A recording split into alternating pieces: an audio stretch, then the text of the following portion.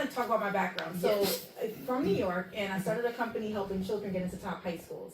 It's a nonprofit, and we provide test preparation services. We get like funding from all different sources. Right. But you know, you get to a place where you want freedom. You want time freedom, financial freedom, but you still want to be able to impact the world, right? Because that's like my heart space. So, you know, trying to figure this out, went to a conference, a passive income conference, and I stumbled across these amazing gentlemen. You know, a friend of mine and I, we were going through the season of testing. I was testing out YouTube automation, Amazon selling, all kinds of things. But, you know, you start and then you stop, and it's all kind of, you know, different like roadblocks that you encounter.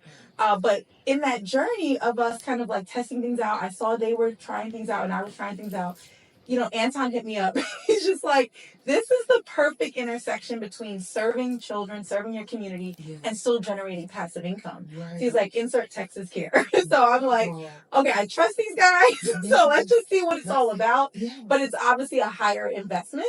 I had already invested with you guys with trucking, and that was at 40,000. So I'm like, okay, so let's see, you know, it's a little bit higher, but let's see how it is. But, you know, I wanted to meet Andrew in person.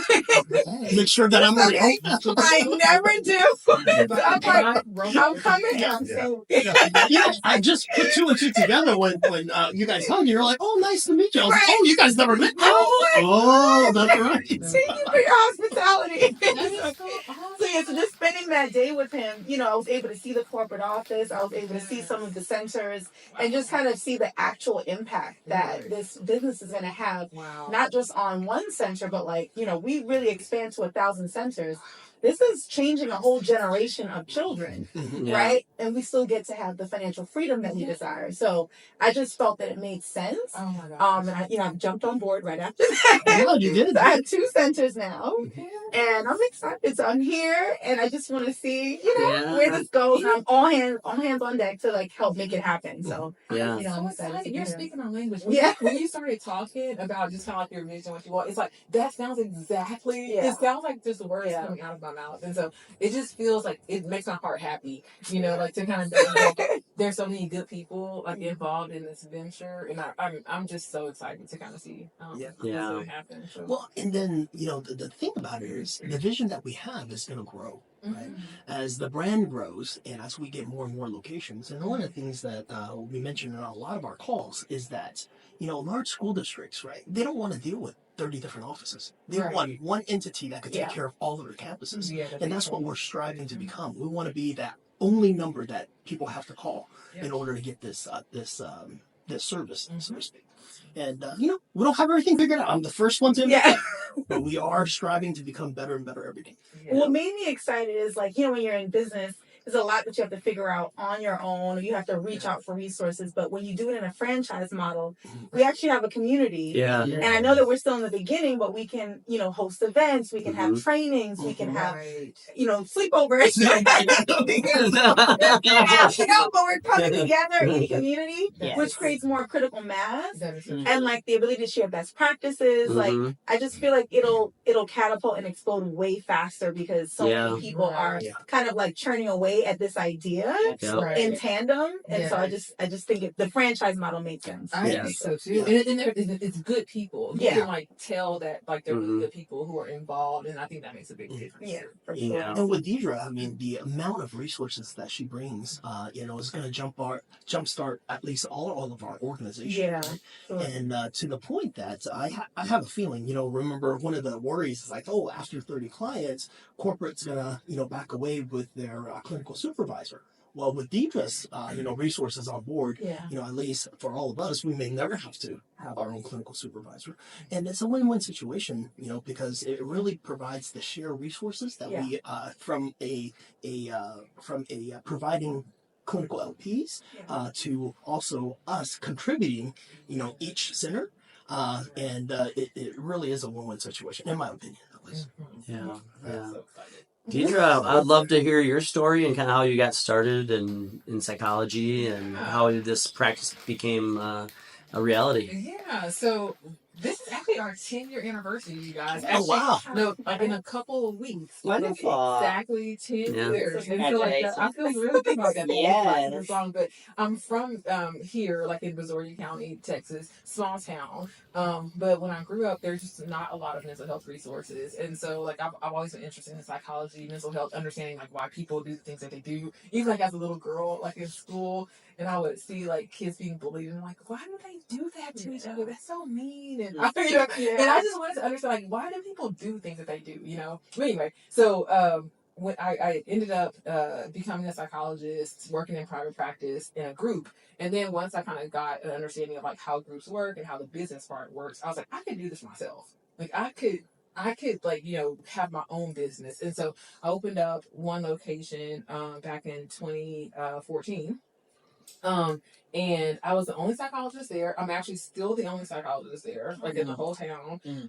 Which is why we're like so busy. We grew out like it was just me by myself in like one little office in a couch, you know. And so I was, and I'm a child psychologist, you know. That's my training, and so I would see kids. But then I started getting calls for like all kinds of other people because they're like, well, I need a psychologist, and my doctor referred me to you because you're the only one here. Like, can you see me? And I'm like, well, I see kids, but I can try to see you. So anyway, so and I'm like, I have a license that I can see adults. I just don't prefer them, you know. But anyway, so then I started just because I was the only one, and I started just seeing all kinds of different people. I got all kinds of contracts and things. So within like 3 months, I had grown like out of my first space. And so I like had to contract out like some other people to come and like help me out. I kind of rearranged like my first office and kind of made like 2 and 1 and all that. So eventually, like that next year, I just got a new space, and so we doubled in size. We hired like maybe like 4 or 5 other like providers. And since then, it's just like it hasn't really slowed down. And so we opened up this location about 2 years ago. In this location, we're growing out of this space as well. We have like we're all like sharing offices, so everybody's like here on different days because we all have to like use the same spaces. And so eventually, we may have to get another location or something, but. That just tells us how much the services are needed. So we do like evaluations, we do counseling, we do consultations, we do contracts, we do law enforcement, schools, all kinds of different things. And it's just very, very, very busy because there's not enough mental health providers. So that's my story. I'm sticking to it. I really love what I do, but just like what you were saying though, like I love what I do and I love the impact that we make. Because you can see like when people come and like they're like their lives are crumbling, like they're going through divorce or like it's all kinds of we see all kinds of different things. And so to kind of help them through their journey to get to a better level of functioning, it's rewarding, it really is, but it's exhausting too. And so as a provider, I feel like I'm at a point in my life and in my career where I want to transition to where I want to be able to still be a part of the impact, but not be burnt out from like the direct work of it. And so it's like I've been trying to figure out, it's just like you were saying, I'm like loving this. Yes. I've been just on a journey for the past like couple of years of like, how can I maintain my own like balance, my own well-being, my own peace of mind? I'm going through cancer diagnosis. That's where I'm just coming from. Like I just finished my last treatment like 3 weeks ago. So I rang the bell and everything. I'm so excited. So I have surgery coming up next week, and that was like that's my last thing. And then like my body is done, like with all this stuff. And so I'm just kind of at a point where it's like after something like that, it's like okay. Like what? Yeah, like my life. Like I have to do something different. I don't want to like just be like overwhelmed and stressed and just anxiety and just running from here to there, appointment to appointment. I don't want to live like that. It's just it doesn't serve us very well. For sure. Especially like if I know that I have like the skills, I have the training, I have the knowledge to help build other people. Like I don't have to be the one that's doing the work all the time. I can train other people and supervise and monitor other people to ensure that they're doing it. The work is still being done, and I'm still surviving. You can touch more. You can touch and reach and empower more. Absolutely. And that's why this fits so well. Yeah, that's why this fits so well. So that's kind of why I'm really having a much greater impact. much greater impact, much better than I can do like on my own. I feel like Texas Care kind of came into your life at like the perfect time then. Perfect time. You don't even understand. Yeah. And I'm just an energy person. Like, some things just feel right, and some things just don't, and some people don't feel right. And I'm just like, I'll pass on it. But with this, it's just I haven't had a negative feeling. I haven't had like any type of like weird vibes or it's everything. I believe in it. I feel like everybody is, like in a really good space, and I'm just so excited for what this is going to be. So definitely looking for the journey ahead. So, yeah, and then too, like interesting. I have like personnel. Like I am fortunate to have like a lot of really good people, and that's been a journey as well. Just kind of being a business owner, staffing, just dealing with people, and you deal with people. That's challenging, and I have learned a lot over the years in regard to just managing people and like getting the right people. And I feel like I'm at a really good place now, more than I've ever been before. And I have a really good core set of people. And the people that I have, I've talked to, different, of my providers about Texas Cares, and everybody's on board. Really? Yeah, I just... well, we're going to hire all of your people. Right. You're all hired. Everybody's on board. Because, I mean, why not? Why not be on board, Yeah. Yeah, so that's kind of where we are. My only thing is like we the work that we still do as psychology work. I still want that to be able to be done because there are still people who need it that aren't. But it's like how can we continue to do that while at the same time supporting Texas Cares? And I feel like the balance, which is why the franchise model is so great because it's like you don't have to figure it out. I don't have to figure it out. Right. It works for everybody. Yeah. And you have so much support too. And so it's a great fit. And you have corporates, for an extent, you'll have corporates marketing support at your disposal. Right. Like say, for example, if there's certain events, just let us know. We'll be able to send out our people to, and then whatever clients we get, it would basically just be dished out. Because corporate as the corporate office itself does not hold any clients. So all the clients that we get from events is actually passed on. So that's going to be a great benefit for all of the franchises. And we're figuring out the most effective ways to get clients. And a lot of times is that especially in these very low income communities, these people are very, very standoffish in a way. They're very wary of outsiders coming there and making promises because they're so used to people coming in, whether it's for political gain or for economic gain, to take advantage of them. So, but what I'm trying to say is like a lot of times whenever we send out our first event, they come and they grab the food, the free food, and they, it may seem like a dud, right? That's because they're so used to people just coming and going, not staying. But by the second, third, or fourth time, they're like, oh, these people are here to stay. And that's when they start opening up. And then, the beauty about the type of demographics that we're working with is that once you earn the trust of that community, you never have to worry about clients anymore. And but it takes a little while to get there. That was a topic yesterday at the corporate headquarters. The QMHPs actually connecting and getting on the same level with the empathy and the understanding, and they do a fabulous job because they know that this window of opportunity is small sometimes. It can be very small, and that trust it's not extended, has to be earned. So how do you connect with them immediately? How do you read your surroundings and reach out and say, this is a topic that we can discuss, it's something we have in common, and get that instant connection? And that was a great topic yesterday. Okay. So was that like a training or something? I went to a training course yesterday, yes. Yeah. And it's available for all of us, by the way. I text you yesterday, hey, you're early. Because we want to be more involved. We want to be hands-on. So in order to do that, training is the best way to understand from the ground level for me how they do what they do and what our resources, how they actually extend and support the system and move forward with that. Yeah, and Dedra, with all your experience and all your resources, we're open to suggestions as well. We're not one of those. We're not one of those, especially with Tech Associates, our partnership. We're not one of those. Oh shit, no, this is my way or the highway. Yeah. No, absolutely not. We're all in it together, and I'm the first one to admit we don't have everything figured out. Yeah. So where are you guys, like, where are we in the process of, I guess, of like getting some of these initial clinics off the ground? And, you know, we have quite a few already. We have 20 that will be launched by the end of the year. So they're going on into a soft launch phase. So we have a couple of ours. Sorry, mine. That's already seen clients. We are getting our second QMHP assigned.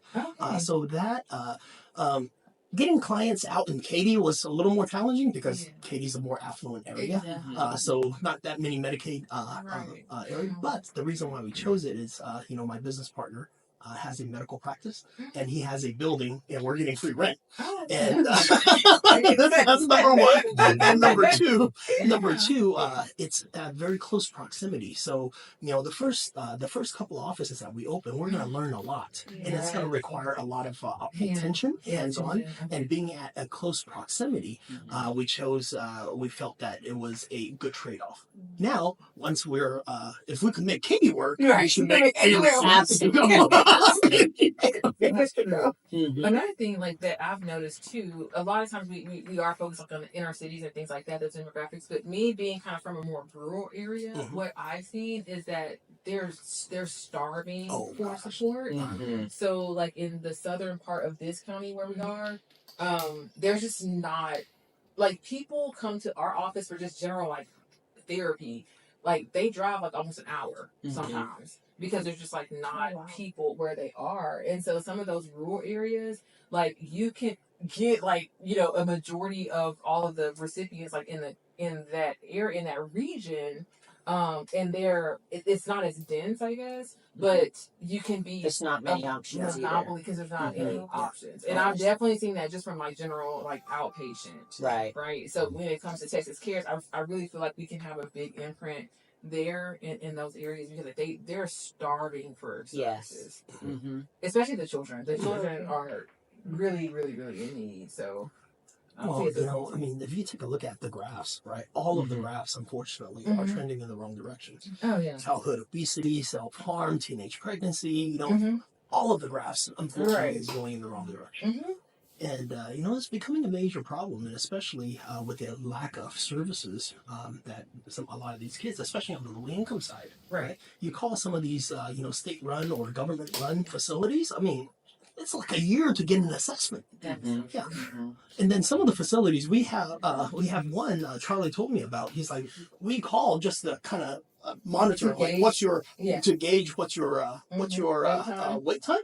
They flat out said we're not taking it on any flights. That's very common. That's more common here in Texas than you want to imagine. And then in the meantime, because of the property taxes, I just sent an article. We had, a like $30 billion surplus because of all the property taxes that was collected, because all the property prices went up. All the Californians and New Yorkers moving in. Right? Yes. They come in, they're like, I sold my 400 square foot condo and I could get this whole thing. This is way better. So, Ty, would you consider moving? Yeah. Would you? Yeah. All right. Is that right here? Sounds good. All right. Let's go look for houses after this. We'll help you. And, for such a wealthy, affluent state, I mean, we're not doing the citizens of the state any services by not having the support. And that's what we're trying to change. Will you be able to support other cities from here? How would that work? Like, because our first office are going to be in Dallas. I actually have a couple colleagues in Dallas. Oh, do you? Could there be some sort of LPCs? Perfect.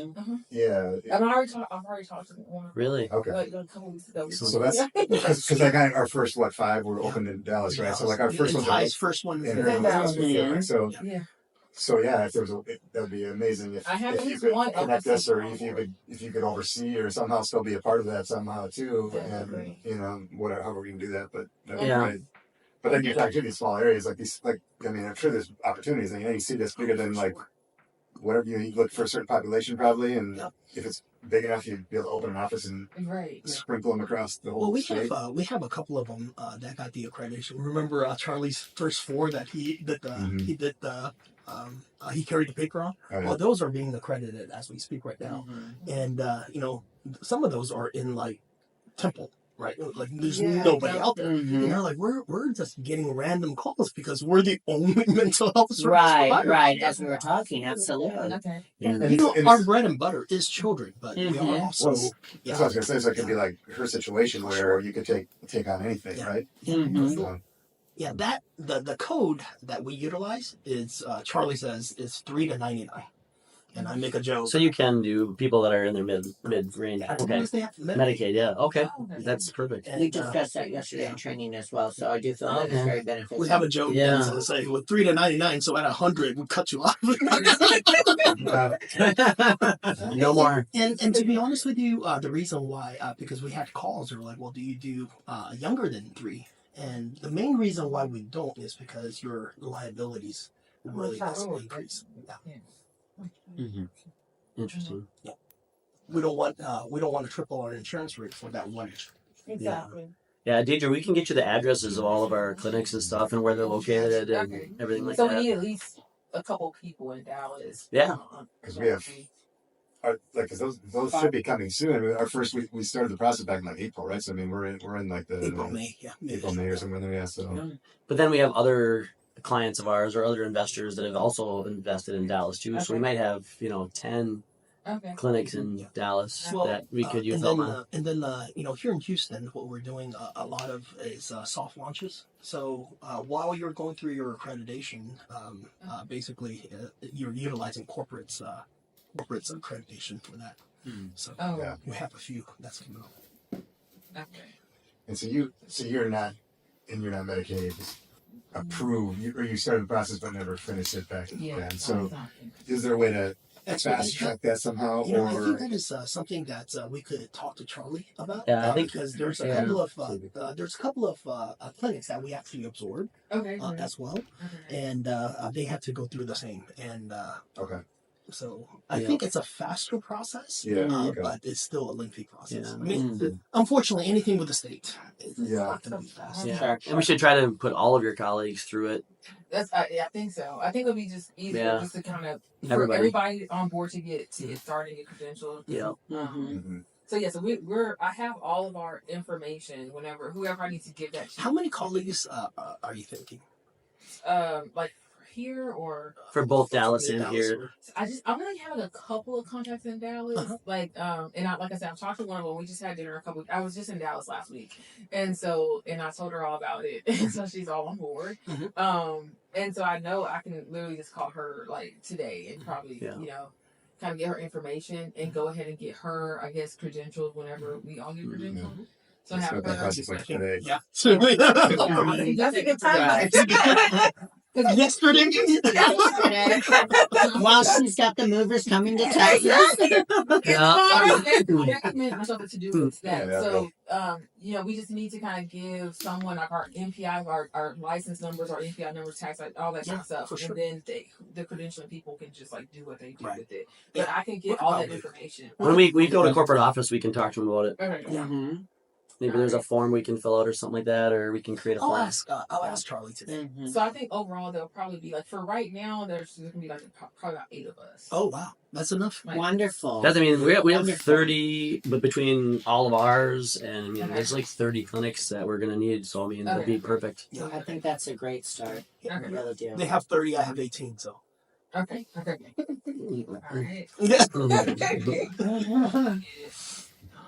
Busy little bees. I gotta step up my game, man. I know we're getting there. We're catching you, man. This little I friend did invest in competition. 10 future corporate offices. Did you? Oh, did you really? Oh, wow. And so as we're getting credentialed and everything, is there anything that the LPs would need to be doing to I think that's in terms of training? yeah. Or? So that is definitely something I would discuss with Charlie and probably have another meeting with Dedra, your staff, and our people, and it could be over Zoom. That's not a problem. Right. I know the proximity between here and Kirkendall is not close. Yeah. All right. Yeah, and then we're also going to need admin as well that do the billing and the payroll and everything like that.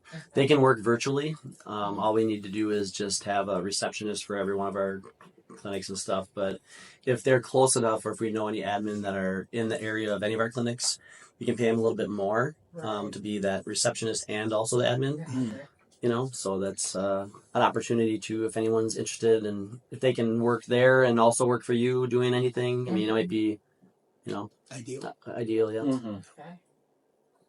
About how, in regards to admin and billing, what's the workload like in regard to just kind of the number of calls that may be coming through, or do we have and to be honest with you, that's a moving target due to the fact that because in the beginning when you have 10 clients, the workload may be a little bit smaller, but as your clinic grows to 50, 60, 70 clients, that may change.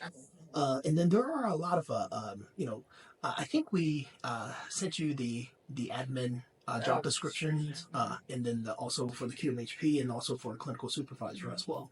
So we're actually taking a look between Elevation Guild and I, or I shared this. I was going to actually bring this topic for you. There are certain things that require Medicaid that has to be done by a U.S. resident, like the billing and things like that. That has to be.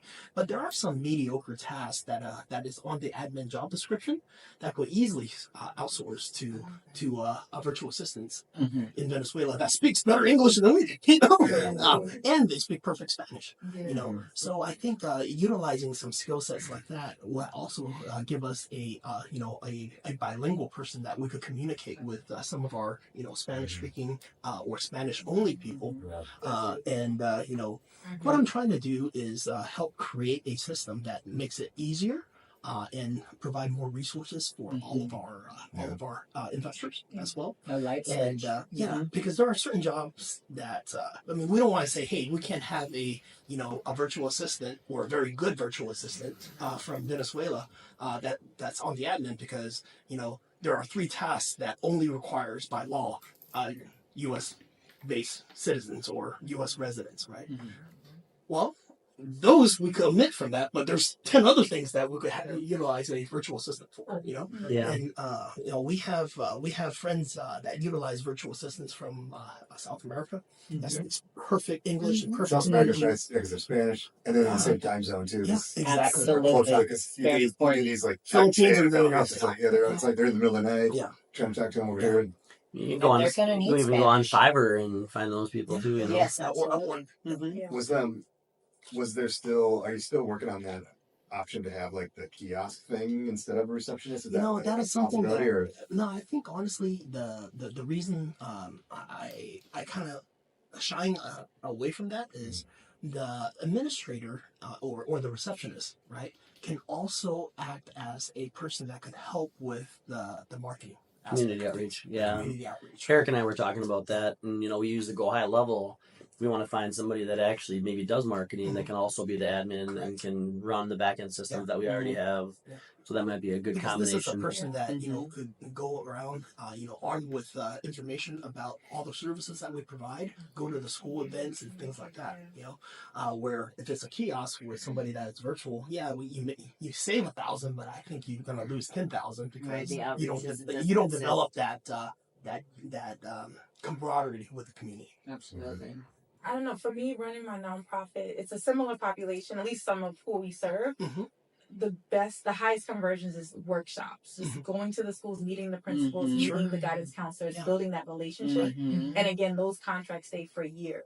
Right. So it's getting in front of these families just to let them know, hey, we're real people. We're invested in your future, and this is how we want to support. Another big initiative just across the schools is SEL, socio-emotional learning. There's been a lot of opportunities for that curriculum funding put aside for it. So it's on brand with what we're doing. So I would kind of go through that lens of this is kind of, we want to solve this area for your students, but we have these services that we would like to extend. Absolutely. Yeah, so that's huge right now. And then I think honestly, within our own networks or within our own like Ted Associates or Vera, we're all part of this. We're going to create another subset of support that is above and beyond what corporate provides, right? And that's one of the beauties about joining the Ted Associates group is because we're able to share the resources. I think we've got about 80 people on board.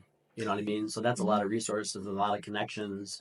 We were going to put out something to our network and saying, hey, if you have any connections in the Dallas or Houston area, or anybody that does this, or this, have them reach out to us. Let's start to join forces and to utilize each other's, skills and networks. Because overall, the better we do individually, the better we all do as a brand.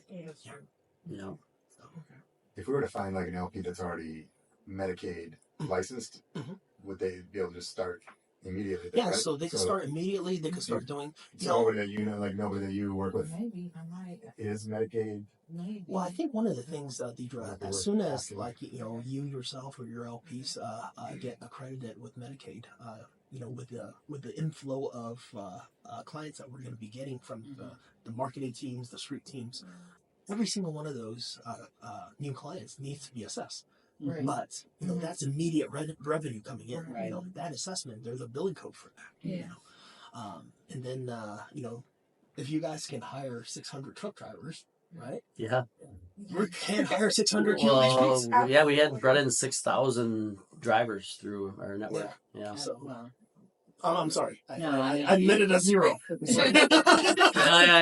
That's a good thing, though. Yes. Yeah. Okay. I hate to say this, unless you have a very advanced degree in psychology or sociology, right? I mean, these kids, it's an uphill battle. There's this joke the comedian made.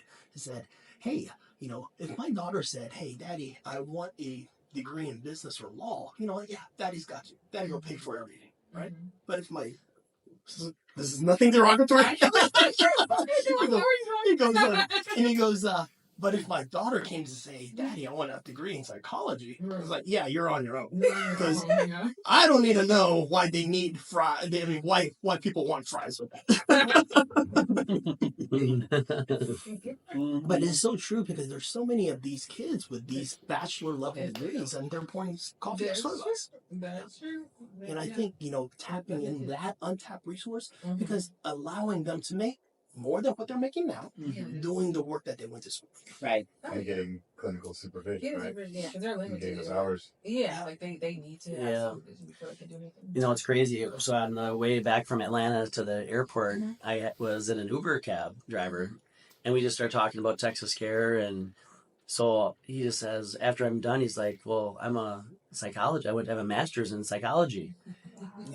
And so he hands me back his resume.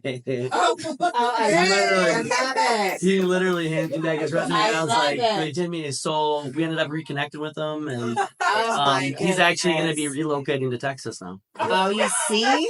Come on. Yeah, but he needs his clinical hours though. Yes. 80 more hours or something like Yeah. that. But this is like, you can come here, be a QMHP, and then get into that LP role, right away. But it was just wild how that kind of happened. Fascinating. Yeah. You were put in his path for a reason. Yeah, That's no, it. exactly. That's happened a lot. Alignment. Yeah.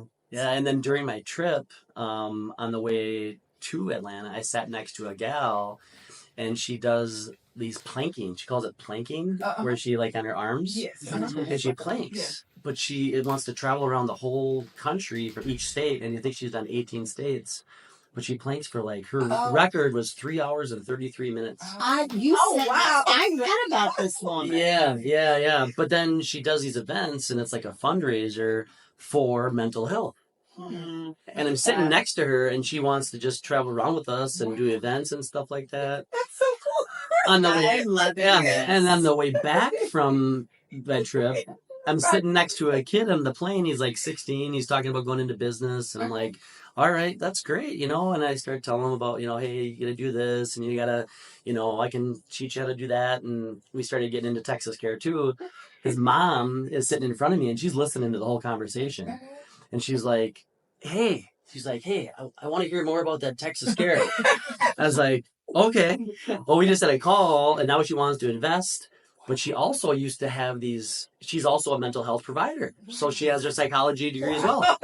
So she's sitting back, and she's in Minnesota with me, but she has all kinds of awesome ideas and different like strategies and stuff. But she used to go into churches, and her and like another gal would just bring like 20 kids in and just have like workshops and stuff like that. I like that. And so she was like, "Hey, I've got all kinds of ideas for you. I want to meet you guys." And then the last story is just how everything has been kind of lining up. Eric and I were coming out of a piano bar, and it was just, this is off that, but the guy has a Bauer hockey jacket on. I'm like, "Oh, you must be a hockey guy." He's like, "Oh, yeah, yeah." And I'm like, "Yeah, I'm from Minnesota. You know Doug Woog? He's the Gophers hockey coach." "Oh, yeah, my best friend, Dave Granis, played for the Gophers. He's one of my best friends." Dave Granis was my neighbor growing up. Yeah. I was in Atlanta at a piano bar. Yeah, there's this old guy standing there. And I just start talking to him, and I'm like, "Dave Granis, he's my neighbor. My neighbor." So you're taking pictures Like a family. I mean, there's like 5 things that happened in a matter of like 3 days. Like, I'm just like, you gotta be freaking kidding me. It's because Anton's going out there sharing the gospel. So Yeah, I talked to everybody about it. And this is why, like, randomly she'll go, "Hey, do you have any calls today?" I was like, "Not as of now, but that doesn't mean I'll call him. Hey, I'll send him a random message. "Hey, get on this call right now." I was like, "Yeah, let me pull over." Or we'll say we're going somewhere, and he goes, "Nope, got a call." And I'm like, "All right, well, I'm back on my slippers." Tell Sheree I'm sorry. I'm sorry. She's gonna hate me. But I mean, I think when we're doing things right, those types of things are gonna continue to happen. Yeah. I mean, just like with you and Tai, and just I'm glad you guys got a chance to meet, because I know you're kind of cut from the same cloth, and I think you guys could do a lot of fun things together. Well, when you came to the office and you told your reasons of why and how and your passion, she sat down right in front of you, and it was like listening to the same story. In the same time. Yes. I loved it. Yes. I'm just trying to, like, be more intentional, with my life at this time. It's just, this is how I'm gonna do it. Good. Yeah. Good for you. We're so blessed excited to have you. Yeah. Very blessed and so excited to have all of us.